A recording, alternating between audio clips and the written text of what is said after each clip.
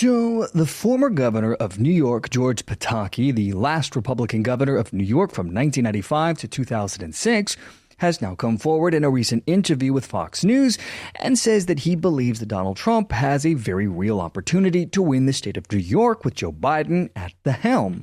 This is an article from Fox News, and in it they write that George Pataki revealed why he considers New York a battleground state during Fox and Friends. Former New York Governor George Pataki argued the Empire State is up for grabs this November, warning Democrat voters are coming to terms with the fact that Biden is screwing up royally as he flounders in the poll. Pataki joined Fox and Friends to explain why he believes New York would be considered a swing state this election cycle, as Democrats are reportedly concerned behind the scenes that Biden doesn't have what it takes to win or serve a second term. Let's take a look. You know, Brian, it's a long time since anybody asked me if New York is a battleground state, but this year I'm getting asked it a lot, and I think it's because it is. And for that to happen, you need a number of different things. First is you need Democratic voters, 1 million Democratic voters, to look at their party, look at their candidates and say, we're screwing up royally. And you have that. You have the chaos at the top of the Democratic ticket. You have inflation. You have the migrant crisis in New York City and now in the suburbs. And it's leading a lot of Democrats to say, hey, wait a second, maybe my party has let me down and I should try something different. And the other thing, Brian, is you need a candidate who's going to campaign differently. And you saw that with President Trump. He held his rally in New York, not on Long Island, not in some suburb, but in the South Bronx. And that's exactly what you have to do. You have to reach out to minority voters, African-American voters, Latino voters, and of course, Jewish voters are very upset with Biden. So there's a real opportunity in New York. Indeed, it appears that former Governor George Pataki might be right here. Trump could just be in a position, as unbelievable as it may have sounded even 6 months ago, to actually catch Biden in New York State. The polling data coming out of this deep, deep blue state is abysmal for President Biden. This is a state that has consistently gone Democrat in every presidential election since the 1980s, and a state in which Biden won by 23 points in 2020. Donald Trump has closed this gap.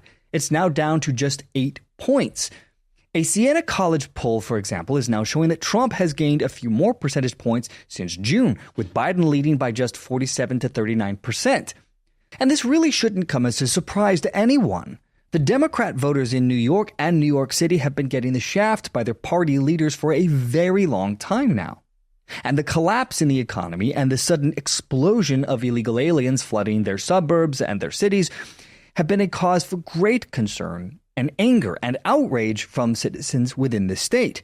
The Democrat Party has continued to lock themselves away from their party base. They have long since been ignoring the pleas of those being destroyed by their policies. And I believe you add this along with the kangaroo court trial in New York City and the Trump-Biden debate, which exposed for all to see, even to those who haven't been paying attention, the brain-dead nature of the man that is supposed to be running the greatest nation in the free world, Joe Biden, and you have a recipe for disaster.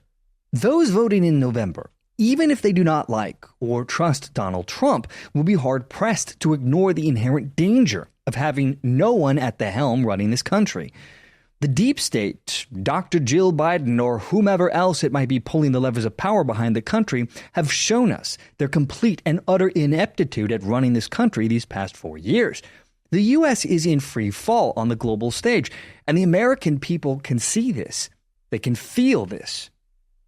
It is affecting everyday life here in the United States. And this has led to disengaged voters, and by that I mean voters who are not deeply involved in politics, who do not follow mainstream news and have irregular voting habits, to discover that the Democrat Party has been lying to them about President Biden. These are people that normally vote for Democratic constituencies when they do, and they are drifting away from President Biden now. They are deeply unhappy with the current state of affairs. There's obviously the age and mental fitness concerns. Biden's mental fitness, what appears to be some sort of dementia, can no longer be ignored, and this is being reflected in the polls. Each time President Biden has appeared in public and his medical issues keep popping up, it only exacerbates the problem for the Democrat Party. And this doesn't even address the other huge elephant in the room. And I'm talking about the fractured nature of the Democrat Party as a whole. President Biden's support has been waning, particularly among the young and non-white voters. Issues such as his handling of the economy and the conflict in Gaza have contributed to this decline. You see, the Democrat Party has long since tolerated hate and racism within their own party, generally directed at white people. And this has allowed instances like we saw this year where the young and hate-filled radicals took over college campuses and began spewing anti-Semitism and racism all over the place. And there was nothing they could do to cover this up. The Democrat Party dug their own grave here. The deal with the devil that they have made, embracing evil radicals like those from the hate groups Antifa and BLM, are now coming back to bite them.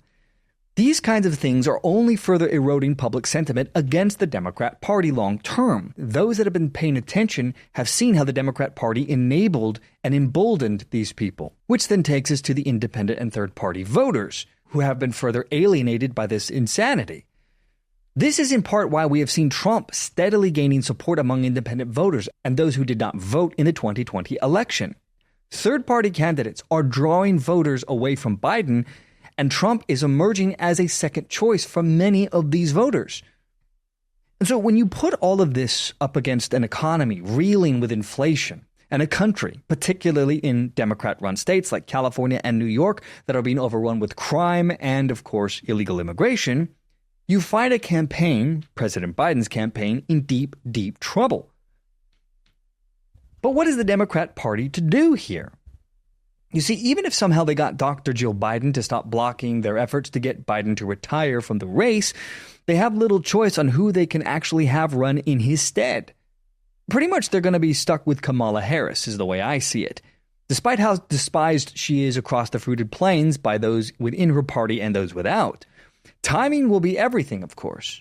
August is fast approaching, and if Biden doesn't withdraw before the DNC convention, there will be hell to pay if they try to remove Biden from the ballot, even if he does so willingly at this point.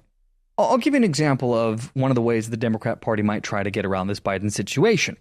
In many states, voters are technically just choosing electors rather than directly voting for the presidential candidate. I know that's not really how it is to the public, but that is how it is legally.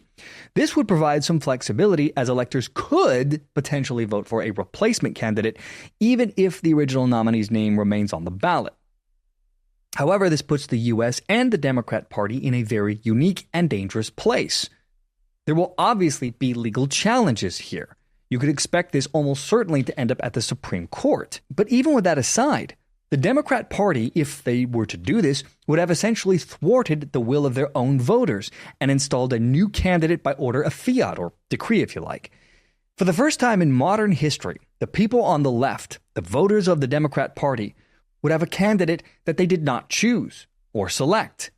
This would be a huge blow, not just for the Democrat Party, but for the representative republic as a whole. But in the end, the Democrat Party has no one to blame but themselves and their willing accomplices in the mainstream media who were complicit in the scheme to hide Joe Biden's mental collapse back in 2020.